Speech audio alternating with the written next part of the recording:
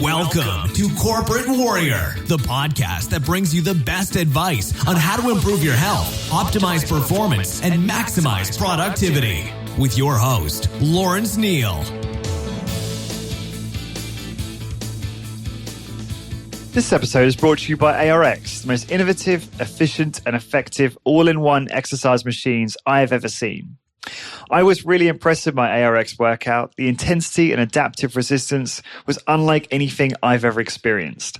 I love how the machine enables you to increase the negative load to fatigue target muscles more quickly, and I love how the workouts are effortlessly quantified. The software tracks maximum force output, rate of work, total amount of work done, and more in front of you on screen, allowing you to compete with your previous performance to give you and your clients real-time motivation. The ARX uses a computer-controlled motor to give you the exact amount of resistance your clients need 100% of the time. This means that the resistance can never become dangerous, is intuitive and simple to use, and can provide you with all of the results you and your clients are looking for in a fraction of the time. ARX is highly effective and efficient in delivering all of the benefits of exercise, including increased strength, muscle mass, cardiovascular conditioning, bone mineral density, and injury recovery. As well as being utilized by many high-intensity trainers to deliver highly effective and efficient workouts to their clients, ARX comes highly recommended by world-class trainers and brands, including Bulletproof, Tony Robbins, and Ben Greenfield Fitness. To find out more about ARX and get $500 off install when you place an order, please go to arxfit.com and mention Corporate Warrior in the How Did You Hear About Us field. So again, to get $500 off install when you order, head on over to arxfit.com and enter Corporate Warrior in the How Did You Hear About Us field.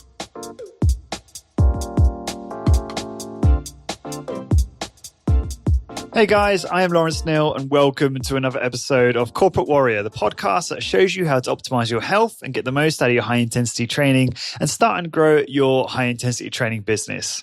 My former guests include the who's who in HIT, including people like Dr. Doug McGuff, Drew Bay, and Jim Flanagan, paleo pioneers like Mark Sisson and Rob Wolf, exercise machine experts like Mike Petrella, high-intensity training bodybuilders, productivity experts, successful strength training entrepreneurs, and everything in between. Before I introduce today's guest, I want to tell you quickly about my Patreon page. This is how you can support the Corporate Warrior blog and podcast and get access to exclusive content, including behind the scenes in my training, diet, business, and lifestyle, and share what I am learning to get you the most out of your high-intensity training and achieve your health and fitness goals. If you're interested in supporting that and checking out, please go to patreon.com/corporate warrior. Today's guest is Dr. Wayne Westcott, who has written more than 20 books, 400 articles, and 600 newspaper columns on the topic of muscle building exercise. He has spent thousands of hours in the research lab presenting his findings to tens of thousands of seminar attendees, personally educated, tested, and certified many thousands of fitness trainers from around the globe, and consulted some of the most prestigious organizations interested in this business, including, but not limited to, the United States Navy, the United States Air Force, several National League football teams, General Motors Corporation, the Nautilus Corporation, the President's Council on Sports and Physical Fitness. You can contact Dr. Wayne Westcott over through his email, I should say. That's wwestcott@quincycollege.edu. That's wwestcott, so two W's, at Quincy, Quincy, college.edu. Email him. I think a lot of you hear that and you're like, oh, Wayne's far too busy. He won't reply to my email. Wayne is a charming individual and loves nothing more than helping people, in health and fitness. And if he has the time, he will reply. So I do encourage you to, if you really want to, please do drop him a note. And he also leaves his phone number at the end of this conversation. So if you want to give him a call, you can do that as well. I have a confession to make, I guess, before I get into the highlights in this one. I actually recorded this a long time ago, back in June 2018. I'm so sorry it's taken me so long to get it live. It's ridiculous, really. I mean, that's what, many months. And there's a bunch of podcasts coming out that were recorded around this time. And I just took on too much. I recorded so many podcasts that I just couldn't publish them quick enough, and I created this huge backlog, and it meant that I've got this big gap, which I'm going to prevent going forward, so that it's actually easier for me, because when I come to record these intros, the conversation is far more fresher in my mind. So I do apologize. And I just want to say as well, the training and diet and stuff that's explored in this podcast, I very much return to a lot of that, I think. So you'll obviously hear about my training and my regime. And I've, since doing my kind of bulk up experiment beginning, I've sort of reverted back to kind of doing what works and continue doing that. And you'll learn more about that when you hear, if you've listened to my podcast called Should I Bulk Up? And you'll also soon hear Doug's answer to that in a separate podcast. Dr. Doug McGuff, for those that don't know. So all will be revealed in the next week or two. And in this podcast, go back to my podcast now with Dr. Wayne Westcott, we talk about myokines, the latest research on that. We talk about the latest research on diet and resistance training, muscle gain genetics. We talk about the role of high-intensity interval training and much, much more. I love Wayne. He's so inspiring and still so passionate about this subject at almost 70 years old. In fact, he may be 70 now because it's been a fair few months. I'm not sure when his birthday is. But he's just so infectious in his in terms of his passion for this subject. And you can just tell in his voice. And I think he's just an inspiration to us all. So I'm really chuffed to be publishing this to you today. So now, without further ado, I give you part 2 with Dr. Wayne Westcott. Let's go.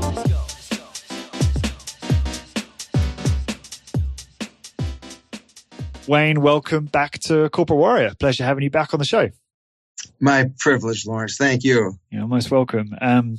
So is it correct that you've just come back from the ACSM conference, was it? Or is that a different conference you were at recently? No, that is correct. The American College of Sports Medicine annual conference every 3 years has their Exercise is Medicine Symposium. And that was just fabulous. I was very, very honored to be a part of that. So it was a great experience. Cool. Did you see, I know that lots of people were at that and lots of presenters, but did you see Dr. James Steele and those guys there when you were there as well? I did. I actually did. And then I know that you're familiar with Stuart Phillips. He was on the speaking panel with myself. And then also from Denmark, Bente Pedersen, who's done the research on myokines, the hormone-like substances that muscles produce that control so many functions in our human body. So it was a wonderful group. Lenny Kravitz was also on that panel with me. Oh, wow. Amazing. What? Lenny Kravitz, that's... Why was he on that? This is not the Lenny Kravitz that's the singer. This is Lenny Kravitz, who's a researcher and speaker. He's at the University of New Mexico. Forgive me, I'm incredibly ignorant about. No, I needed to qualify that. For a second there, I thought, wow, that's crazy. So actually, that brings me to my first question. So when we last spoke, I asked you about myokines. And I appreciate it's not your area of expertise, but you said to me, oh, you know what, actually, I'm going to be going to the ACSM conference and I will be learning about that. And I've struggled to get Professor Peterson on the podcast. I appreciate she's incredibly busy and in demand, being probably the world's leader on that subject. But I'd love to hear what you learned, if you remember much of her presentation and what you learned about myokines and the benefits therein of strength training and secreting those. Like what did you get out of that? Well, definitely resistance exercise and use of the muscles in the productive manner, the way that you and I would do that, does increase the production of myokines. There are many, many myokines. The one that she dealt with most was interleukin 6. Or IL-6, which controls a lot of functions, but in the natural, it's considered to be more problematic than helpful. But in the way that she explained, with all of the chemistry involved, it actually becomes a very beneficial, release, hormone-like substance release that has a very positive influence, especially on functions of the body related to strength and hypertrophy and those types of things. Very cool. I suppose a lot of that, I think, I guess a lot of us in high intensity training are familiar with. I mean, certainly I've heard Doug talk about IL-5 and IL-6, I think, quite a lot in the past. in various presentations online. Is there anything else, I guess, other advantages to myokines and how they might improve the health in the body? Well, they apparently relate to pretty much every organ system that we have, just in terms of homeostasis and avoiding some of the problems that normally occur with aging, and losing the function of many of our, or at least reducing the function of many of our cellular processes. Stuart Phillips, who was also a speaker, of course, has done so much research on mitochondria and those types of cell functions. They all seem to be interrelated, and those who do resistance exercise on a regular basis fare far better on all of these processes. The maintenance of health and fitness and strength and size all seem to be related, muscular size, to these factors. And you obviously presented on some research, 2 studies in particular, I believe, at the conference as well, in relation to a study that looked at the weight loss outcomes of resistance training protocol alongside a diet protocol. Do you want to share some of those studies and the findings during this? Absolutely. My topic was the benefits of strength training for disease prevention. So we talked about a lot of factors. And let me just start with a couple of these, because they're things that people know, but they really apply to how we address the obesity epidemic, which is also a muscle atrophy epidemic, which I think is largely the cause of the problem. Throughout the aging process, we're losing about 5 to 10 pounds of muscle per decade if we're not doing some type of strength training. That increases as we age. And the result of that is reduction in our resting metabolic rate. There's a direct relationship between muscle metabolism, and that decreases about 3 to 5%. 2 to 4, 3 to 5% per decade on average, again, increasing after we hit the 50s or the menopause years for women. So what happens is when we eat the same and yet we're burning fewer calories in our muscular system, which is one of the major sources of energy utilization. Muscles are using energy all day long, and even at night when we're sleeping, they burn about 30% of the calories that we use.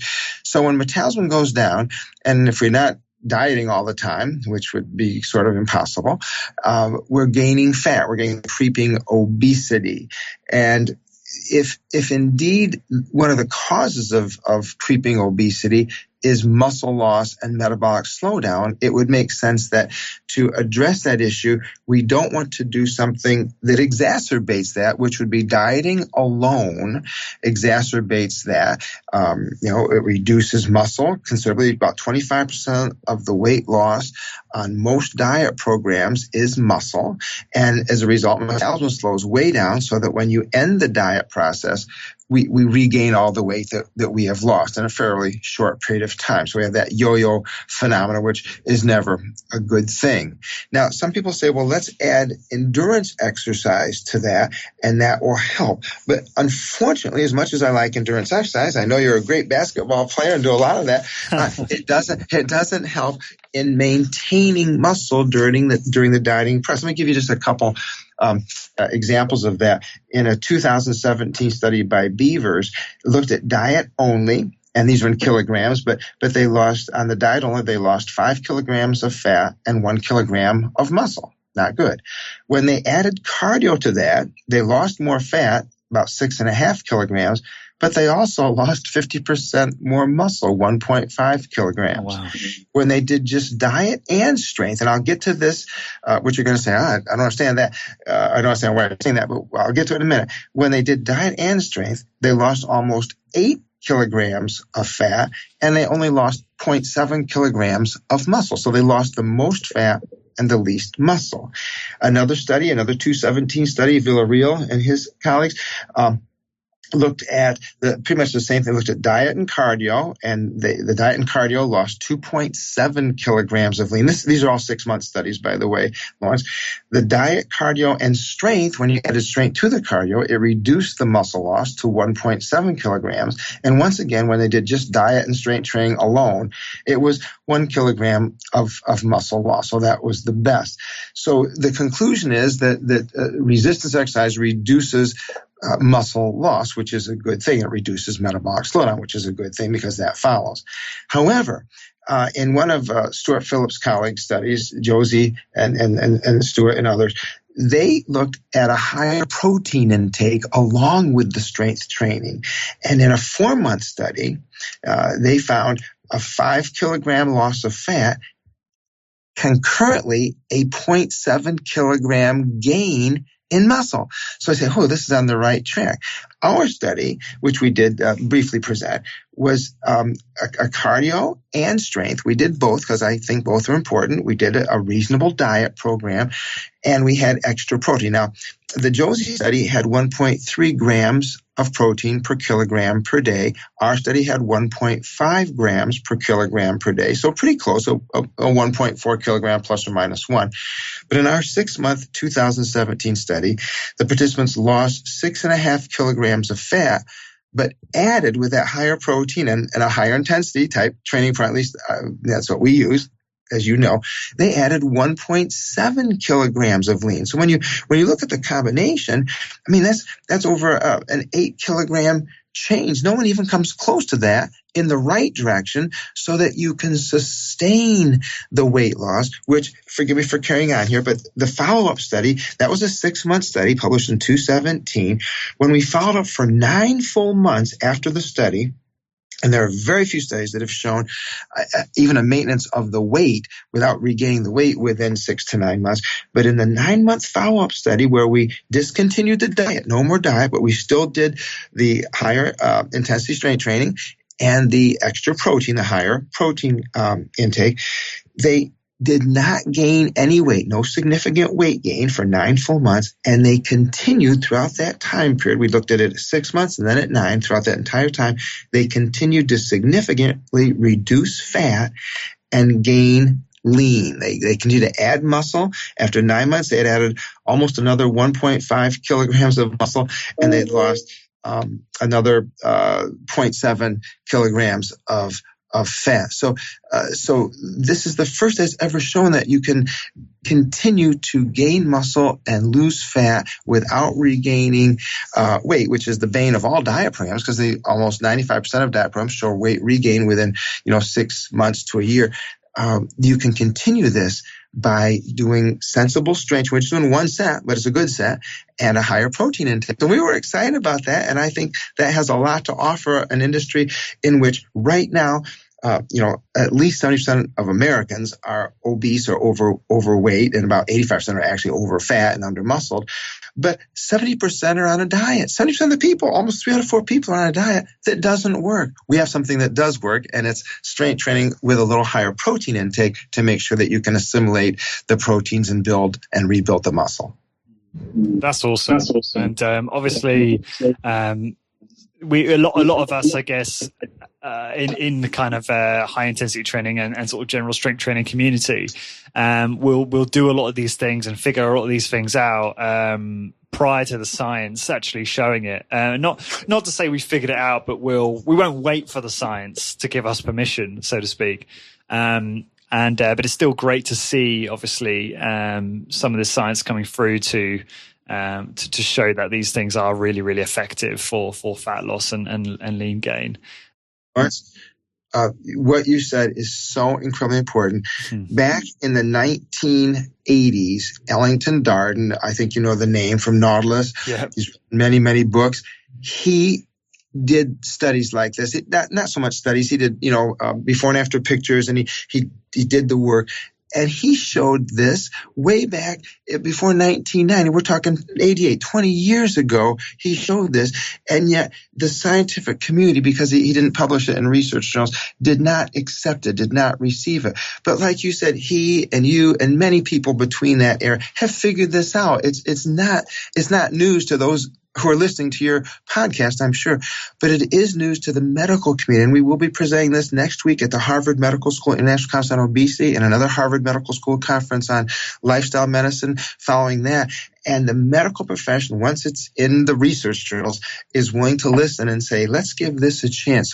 So you're correct, but you're also correct saying it needs to be out there in the research journals so that it has the credibility to receive a greater acceptance by those who really pretty much call the shots on telling their patients what to do. Right, that's it. Do you know what's interesting is, I'm a bit of an advocate of high protein. For almost everyone, for myself, I try to eat kind of 1 gram per pound of desired body weight. So I'm kind of in the middle of a little bit of an N=1 for myself, which is to consume about 165. I weigh about 155, just under, kind of fluctuate. And so I tried 1 pound of protein per pound of body weight, desired body weight, so 165, just to see if it would make any difference. And I've done that probably since mid-March, so fair amount of time, obviously alongside my resistance training.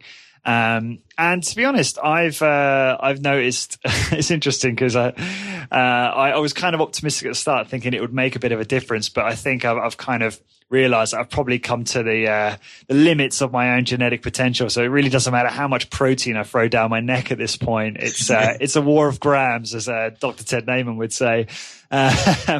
So where I'm going with this is a number of my listeners actually don't think high protein is important at all. I mean, we know that resistance exercise is way more important in terms of a stimulus for muscle mass. Protein is as a tiny effect in comparison. But I just wonder, a lot of these people, I have a fair number of listeners who, they'll eat a lot more carbohydrate. They'll eat a high carb diet, and they have a wonderful physiques, and they've got great results in themselves. And I believe in their clients, if they're strength trainers.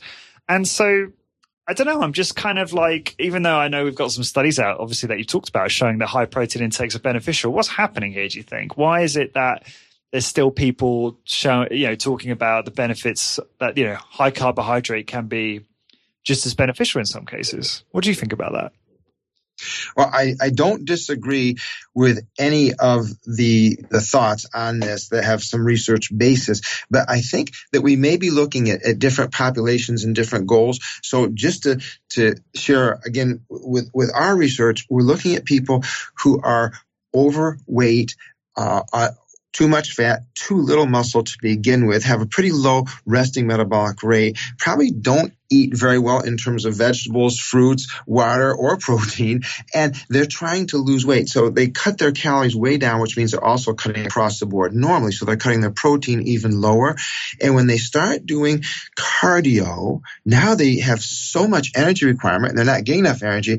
So it starts to cannibalize the muscle. You take energy, you can only use so much fat per week, maybe 1.5 pounds of wheat you could metabolize for energy. So they start cannibalizing their lean tissue, their muscle, and they start a major muscle loss, which exacerbates the problem, makes it almost impossible to continue to maintain their lower body weight once they go off their very trying diet programs. That's no fun either. So what we are saying is, hey, go ahead, cut your calories, cut them a little less stringent than most people do. Put in some strength training. If you want to do cardio, that's fine.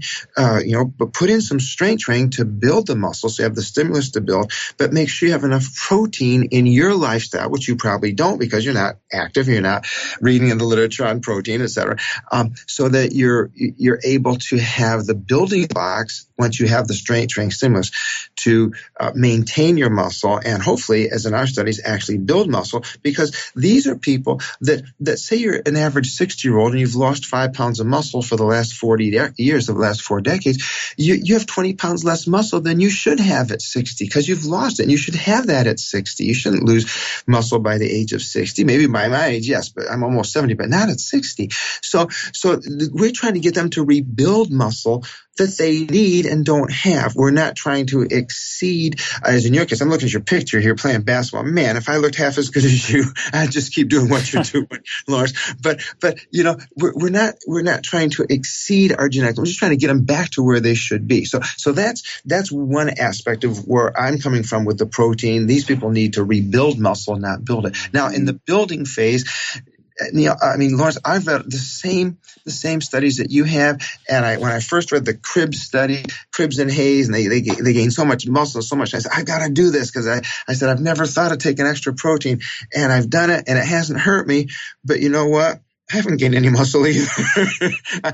I'm almost 70. I'm probably not going to gain muscle. I'm happy to hold my own. I'm happy to try and keep my weights where they are. But, taking the extra protein, it hasn't hurt me, but it hasn't put me in the Arnold Schwarzenegger category either. Or the old Arnold category. So, I understand where you're coming from. I think there's some genetic limitations. And if we're doing all the right things, thank God we're doing as well as we are, and we're healthy and strong. So I'm not sure how to argue that any better than what I just said. No, fair, that's well said. And I guess I'm just trying to reconcile. I've had, I went to the resistance exercise conference, and I heard Rob Morton talk about protein intake, and obviously I've seen his literature, and Stu Phillips, and they're very big on, they explain that, obviously the most important thing is resistance exercise, in terms of stimulating muscle growth, and protein is kind of supplemental in that context. But I'm just trying to reconcile this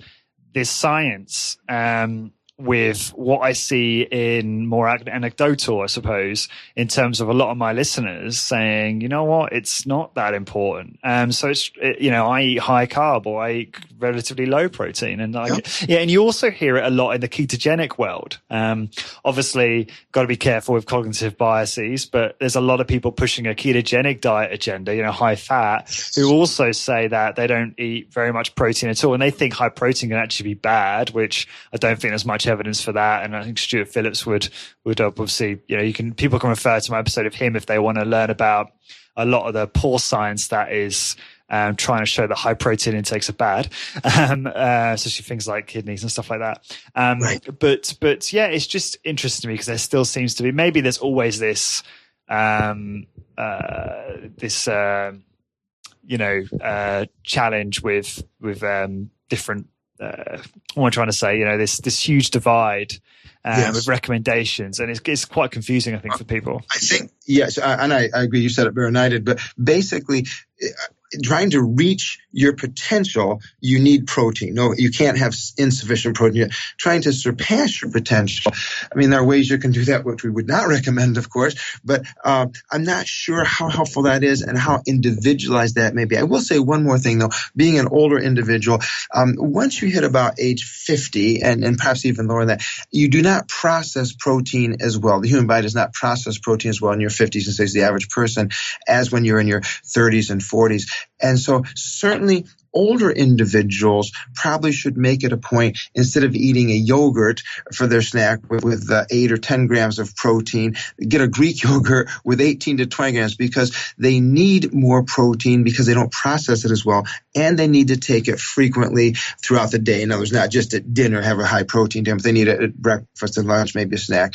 and maybe obviously more of it at dinner. But for older individuals and overweight individuals who have not been previously strength training, I think it's important. I think the research, ours and many other studies, would support that. For people like yourself, already in tip-top condition, I think just the appropriate amounts of protein and carbs and sensible eating is probably going to play the majority of the role. You don't get a lot of extra bonus for the extra protein. Well said, and you're far too complimentary of me. Look at your picture. Pictures don't lie.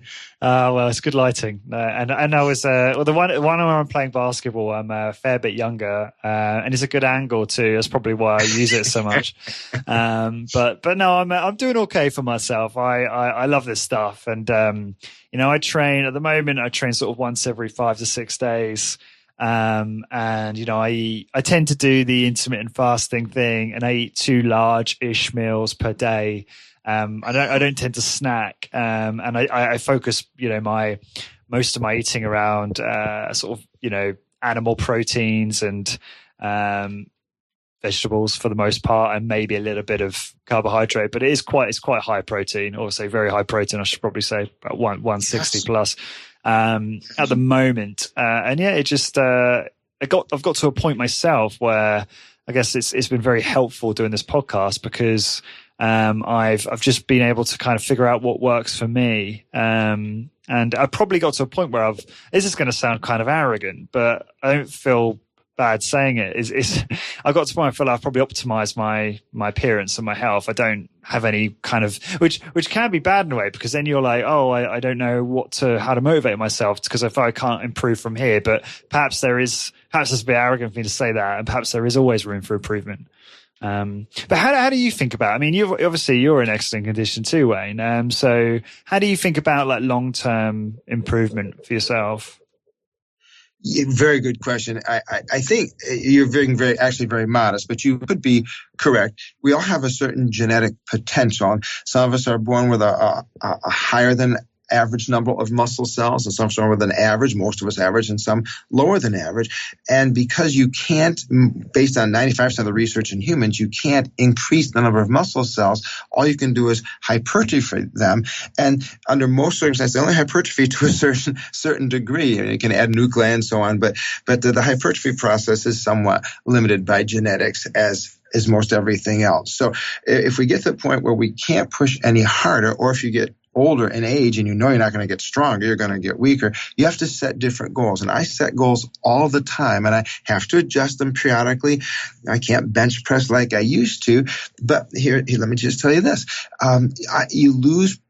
Unfortunately, you tend to lose fast twitch fibers, the type 2 fibers, before you lose the slow twitch fibers, the type 1 fibers, which means strength and power are going to decrease. No question about that. The speed goes down, the power goes down, the vertical jump, the bench press goes down. But because you now have a higher percentage of slow twitch fibers, you can still do some pretty good workouts in terms of muscular endurance. So instead of challenging people, not that I do this very often, to a 1 rep max, I say, hey, let's see who can do the most reps with 200 pounds or something that's a sub max. And I have the advantage now because I have a higher percentage of slow twitch. Every year we have a dip contest, a bar dip. With parallel bars, we do dips. Sure. We have it at the college, and we had it for years and years and years. And I still have the record because I've got those slow twitch fibers. So this year I had a really good challenge. He did 50 really good dips, but thank God I was I don't know. I was just inspired that day, I guess, by him. He was our best student. We used to get like 30s and 40s. But he got 50. He's an Army fella, but I kicked off 65. So I said, hey, I still got a little something, even though my bench press is down about 50 pounds. I can still do some of these muscle endurance things, and it's just fun. So you have to keep giving yourself little challenges, to say, okay, I can't do this as well as I used to, but maybe I can still do something here or there. And the other thing is just always to try and keep the percent body fat down and the percent muscle mass up as high as I can. That even though I may be getting a little smaller, I can keep the percentage fairly even, and that's a good goal, I think, for most people as well.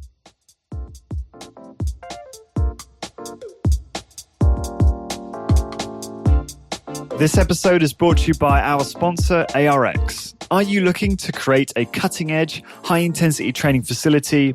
Are you confused on what equipment to use or how to separate yourself from the masses? Well, then ARX Fit might be the answer you're looking for.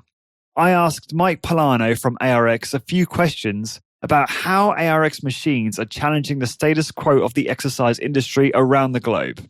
Mike, if you could, give the listeners a quick summary of why ARX is so different from the traditional machines or tools they're used to seeing in most exercise facilities. ARX is totally different than anything you've seen before. This isn't just another weight stack machine. We've looked at the last 40 years of exercise technology and used that knowledge to create something entirely new. ARX uses a new form of resistance, a motor, and we pair that motor with computer software so that we can maximize the safety, effectiveness, and efficiency of your workouts. So you may be asking, okay, but how does ARX compare to weights? Traditional machines you see in gyms today are based on lifting metal weights and battling gravity. What people don't realize is that when you're forced to lift a static weight like this, one that doesn't adapt or change while you use it, you're underloading yourself rep after rep. And this unnecessarily limits your ability to make improvements. With ARX, we've taken a totally different approach. We removed weights and gravity from the equation altogether.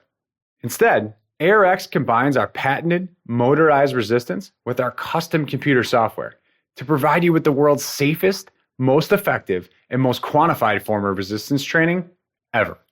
When you train with ARX, you are training to your perfect level of resistance, both positively and negatively 100% of the time. No more guessing what weight to use.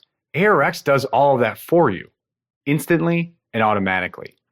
We'll also track and measure every second of every rep, so you can quantify all of your workouts to find out if you're improving and by exactly how much. Whether your goals are bigger muscles, increased strength, stronger bones, or just to look good in a bathing suit, ARX can help you achieve all of these and more, but do so in a fraction of the time it would take compared to traditional equipment. If you're looking for the most efficient, most effective, and most quantified piece of exercise equipment on the market today, then look no further than ARX. Thanks, Mike. That all sounds really impressive. If you'd like to learn more about ARX, visit arxfit.com and mention that you heard about ARX on the Corporate Warrior podcast to receive an exclusive deal of $500 off shipping and installation off your ARX machines.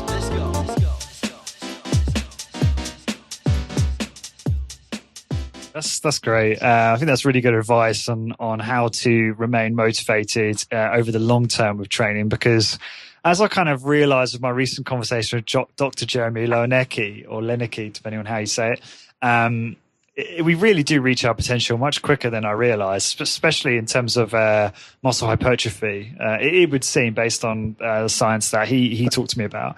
I think a lot of us are kind of a bit disillusioned with long-term gains. I think these things are really, really important. Wayne, I've got a few questions here from the listeners. We might not have time for all of them, but there's one question in particular I really want to ask you, and it's a fair bit of a pivot from where we are at the moment, but I don't think that's a problem. So as you know, a lot of us in high intensity training, we do a lot of slow, controlled strength training. We don't, the word explosive is not a popular one in this field, but there are some people that believe that some high speed, maybe some plyometric type exercise is beneficial. So the question I have here for one of my listeners is training high speed, so you could call it explosively, in a safest manner possible? So we're not necessarily talking about Olympic lifts, but I don't know, maybe doing a chest press or a pull down with maybe a more explosive concentric phase, let's say, or doing some kind of plyometrics, I suppose, without weights on your back, ideally. Will that prevent age-related loss of high velocity nerve conductance? And does training to failure in what we were talking about before, does that achieve the same outcome, or are we missing out on something if we don't do some type of high-speed training? That is a fabulous question. And I think that it is important to build muscle and build strength through controlled movement speeds, moderate to slow movement speeds. But the research is so clear that if we don't do something explosively, we lose power, and power is lost at a faster rate among people as they age than strength. So I am a power person as well. So yesterday, at my old age of almost 70, I'm out there on the football field running 120-yard sprints as fast as I can, which are not very fast. You could beat me going backwards, but I'm trying to keep those fast twitch fibers and keep the neuromuscular efficiency in terms of speed of movement. I don't want to lose that. And I think that plyometrics and sprints and those type of things are good if you can do them. And I try. If you can't do them on the field, you get on a bike and you do high intensity intervals, and you pedal hard for 30 seconds, hard as you can. But what we do in that respect is we try to weigh the benefit and the risk. even with machines and with free weights, I don't like going fast. I've worked with too many Olympic lifters who are great and strong and fit, but they're always injured. They have the highest injury rate of any sport, to the best of my knowledge, from what I've heard from the Olympic Training Center. And so you have to take that into. So what we do for the power is we use medicine balls. And we use medicine balls because when you're trying to do something very fast, explosively, you have to overcome a huge amount of inertia, no matter what you're lifting, a barbell, a weight stack, and that puts a lot of stress on the joint structures at the beginning of the movement. And then at the end, if you're going as fast as you can, you have to overcome a tremendous amount of momentum at the end of the movement, and that puts a lot of stress on the joint structures. So joints break down easily when you're my age or in your 50s and 60s. So we use medicine balls, and you can get them in almost any size. We progress up just like with regular weights, and we do all types of medicine ball throws, some using the arms and upper body, some using the legs, different things. And what happens with the medicine ball, because it's relatively lightweight and you release it at the point when it's trying to pull your joints apart, you only have to decelerate the weight of your limbs. You don't have to decelerate the weight of a heavy barbell or a weight stack, okay?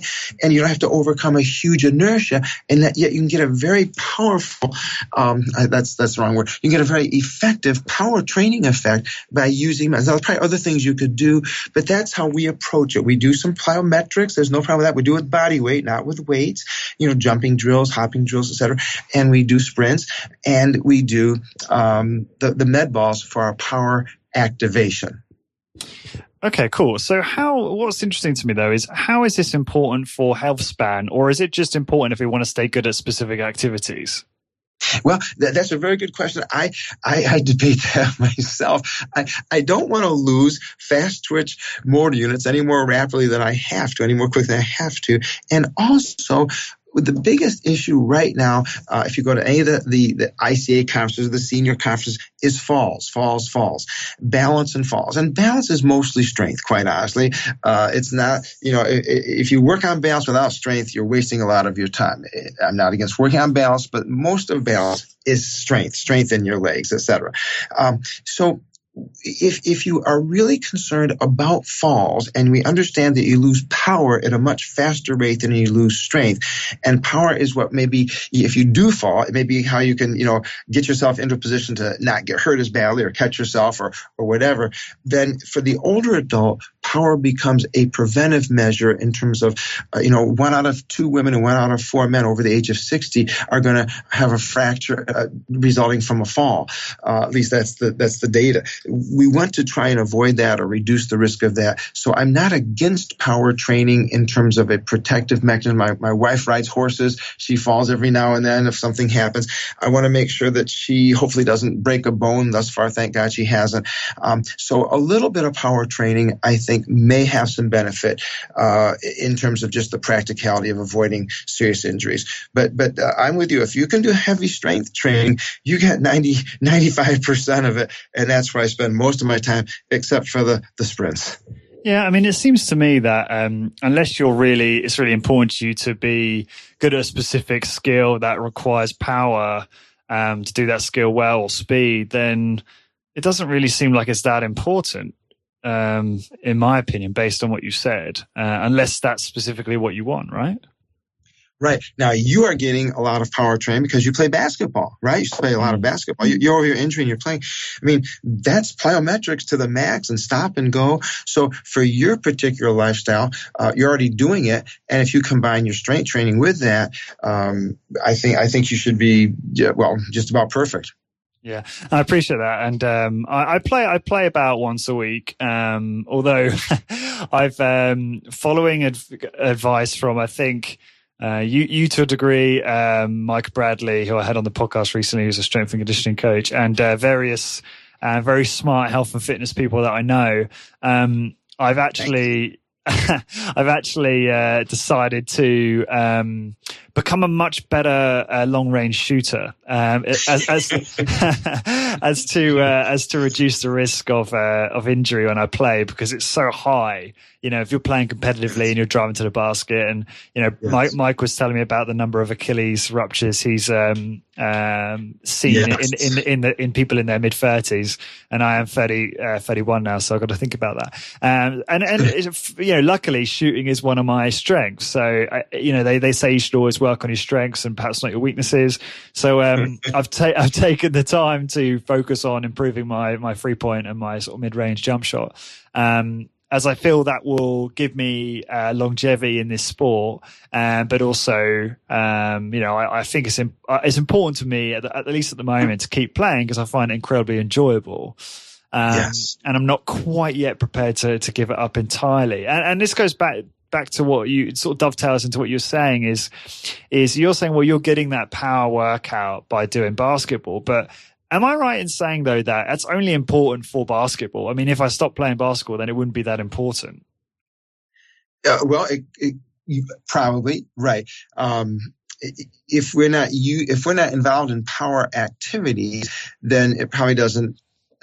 It's probably not as necessary, if necessary at all. And I'm hedging a little because I'm not sure about that from what I said earlier.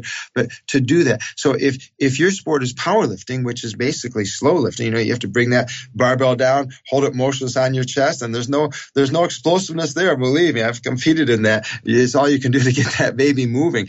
And boy, powerlifters look pretty strong to me, and yet you have your Olympic lifters who also look equally strong, and they're great. And their whole thing is explosiveness, and yet when you look at the injury rates between powerlifting and Olympic lifting, I think I'd rather be a powerlifter in terms of reducing my risk of injury and still look fit and be strong.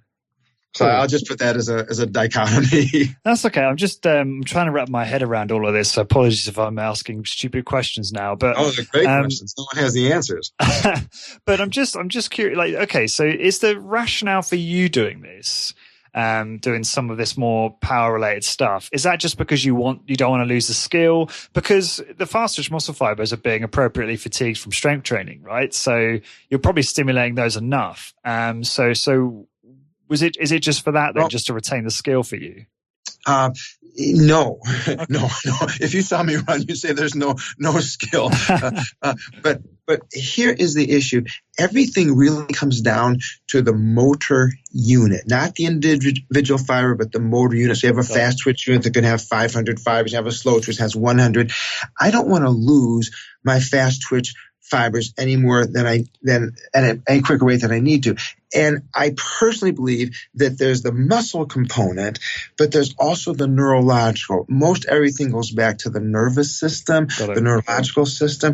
And I think that if you're going to be fast, and again, I don't know, I coach some great track teams at Penn State University and others. I was assistant coach there and head coach at other universities. I still don't know how to make people that aren't fast, but I believe that you have to work on the neurological system as well as the musculoskeletal system. And yes, using heavy weights is one way to do that, but there's so much specificity in what we call motor learning or the neuromuscular phenomena that I think it's also important for power aspect. And for those motor units that are, it's one nerve that branches out and all the fibers that are innervated by that particular motor nerve. I think it's important to do some things if you want to maintain power and speed, to do some speed or power activities. And so that's why I desperately and probably futilely try to still, run sprints once a week. Plus, it's a lot easier than the other things I do. I've always liked running sprints, and you burn so many more calories. There's such a long afterburn that I'd rather do, 25 minutes of sprints than 25 minutes of a long run for a variety of reasons. Fair enough. So okay, just to clarify then, we're just talking about if you want to retain power and speed is the outcome. It's not necessarily health span, although you did allude to, I know, balance earlier, but you said that was pretty much all strength. So we are really just talking about power and speed, right? I think so. Again, I don't think we know enough about what happens with aging in terms of motor unit loss, but we do know that you lose the fast twitch faster. So I'm just trying to take both approaches, the high intensity strength training approach, but also trying to do some faster activities for my neurological system, so it doesn't shut down on me any sooner than it has to. I got it. Yeah, I see that. I see. I'm asking questions that probably haven't been answered yet, as you've been saying, right? In the science. But okay, final question on this then, and then we'll wrap up. Is looking at this through like a risk-reward lens. What type of activities would you advocate? I mean, I know you probably mentioned some of these already, but I'm struggling to recall. What type of activities alongside strength training do you think are ideal to retain this power and speed? I mean, you've listed some already, but do you want to just elaborate on those that are perhaps lower risk, but you believe provide this kind of benefit? Sure.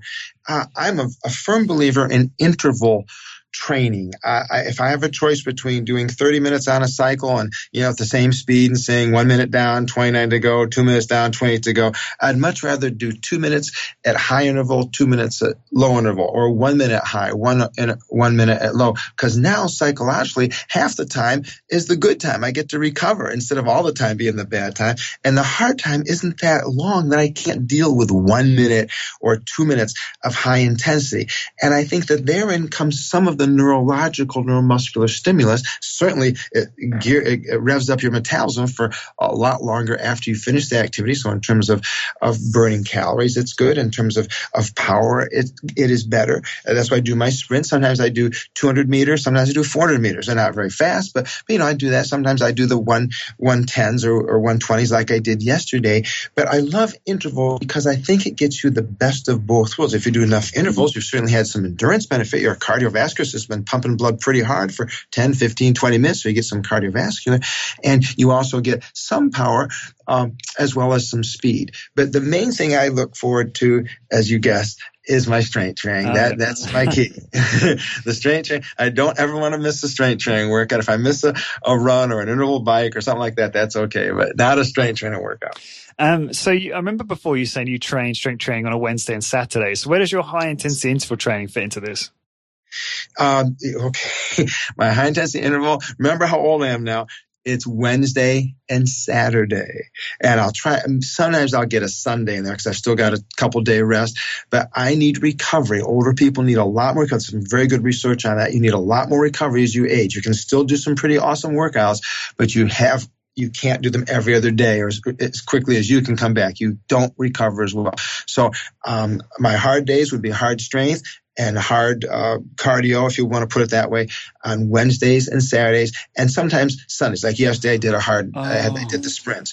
But I take Monday and Tuesday. I just do easy stuff. I'm always active, but I do easy stuff on Monday and Tuesday, and I do easy stuff on Thursday and Friday to recover. Otherwise, I'm toast. All right, I get it now, because I thought when we spoke before, you said you did strength training, and I thought you meant strength training on Wednesdays and Saturdays, but it sounds like you do. Okay, I'm a bit confused then, because do you do strength training and high intensity interval training on both Wednesdays and Saturdays? You do both? Yes. Yeah, those are my hard days. So I do my hard strength training usually in the morning, and I'll do my hard interval training usually in the afternoon. I take off. I'm old enough now. I can get away with taking off, at least in the major months here. I take off Wednesdays from the college, and I train on Wednesdays. I said, you got to keep me around here. I got to keep in shape. I have to be a role model for these students. So I take off Wednesdays in the spring and summer and fall, and I obviously I'm off on Saturdays. Those are my hard days, and the other days I try to do my job and do a little exercise, but nothing major. Those are my recovery days: Monday, Tuesday, Thursday, Friday. My hard days.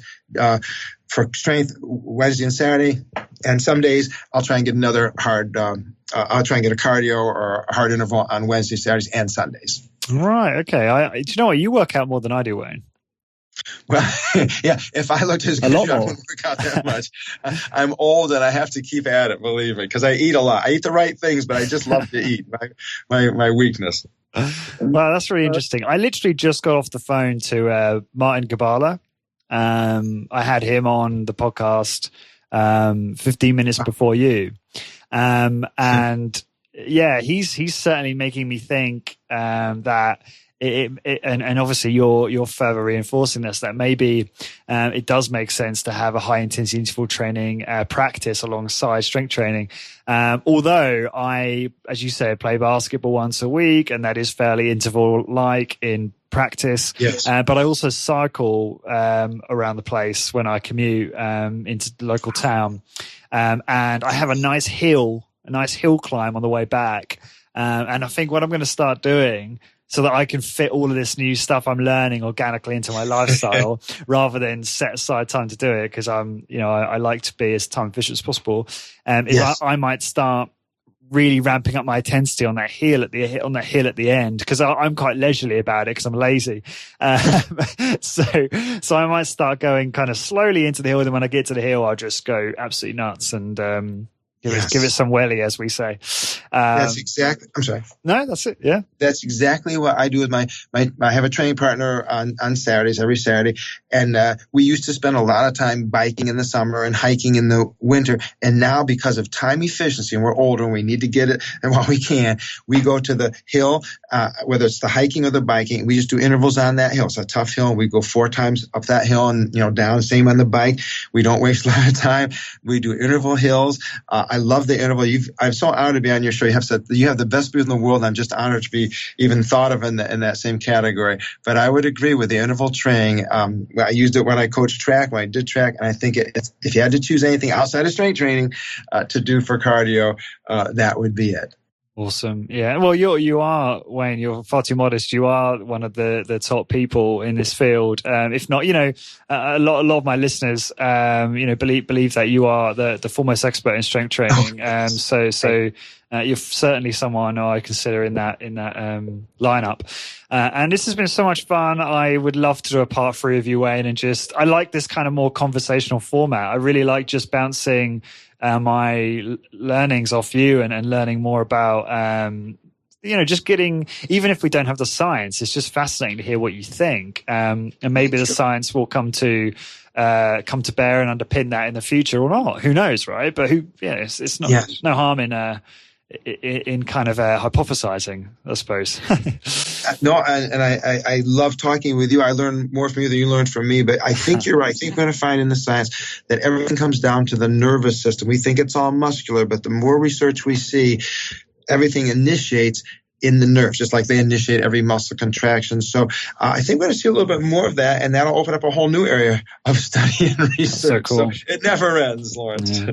This will be this episode title will definitely be very focused on power and speed training, and how that all fits into a strength training context, because I don't think I've spoken about that or explored that very much on this podcast before. So it's really cool that we've kind of opened a new door there to an extent.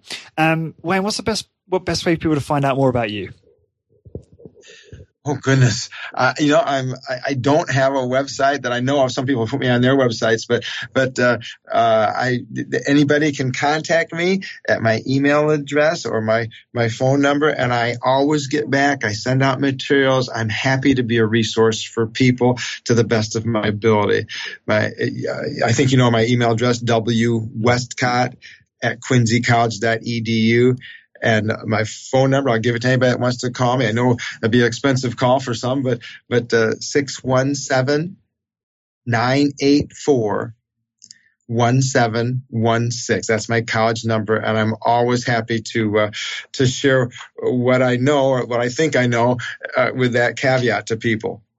That's great. That's really cool of you, Wayne, to give you a number there. I really appreciate that. I'm sure the listeners do too. Although it'd be funny because I bet you a lot of the listeners will be too afraid to give you a ring. And really, you're giving them the most amazing opportunity if they've got questions.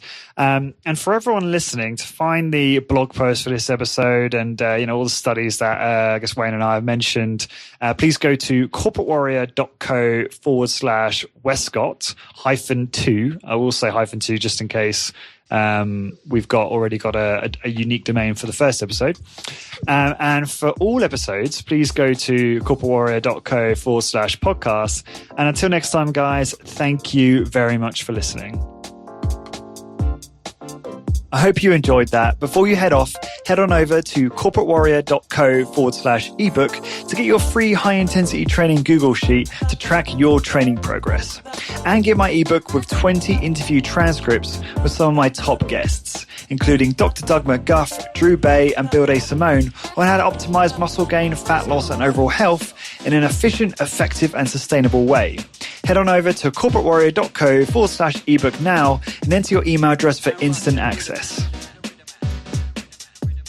This episode is brought to you by ARX, the most innovative, efficient, and effective all-in-one exercise machines I have ever seen. I was really impressed with my ARX workout. The intensity and adaptive resistance was unlike anything I've ever experienced. I love how the machine enables you to increase the negative load to fatigue target muscles more quickly, and I love how the workouts are effortlessly quantified. The software tracks maximum force output, rate of work, total amount of work done, and more in front of you on screen, allowing you to compete with your previous performance to give you and your clients real-time motivation. The ARX uses a computer-controlled motor to give you the exact amount of resistance your clients need 100% of the time. This means that the resistance can never become dangerous, is intuitive and simple to use, and can provide you with all of the results you and your clients are looking for in a fraction of the time. ARX is highly effective and efficient in delivering all of the benefits of exercise, including increased strength, muscle mass, cardiovascular conditioning, bone mineral density, and injury recovery. As well as being utilized by many high-intensity trainers to deliver highly effective and efficient workouts to their clients, ARX comes highly recommended by world-class trainers and brands, including Bulletproof, Tony Robbins, and Ben Greenfield Fitness.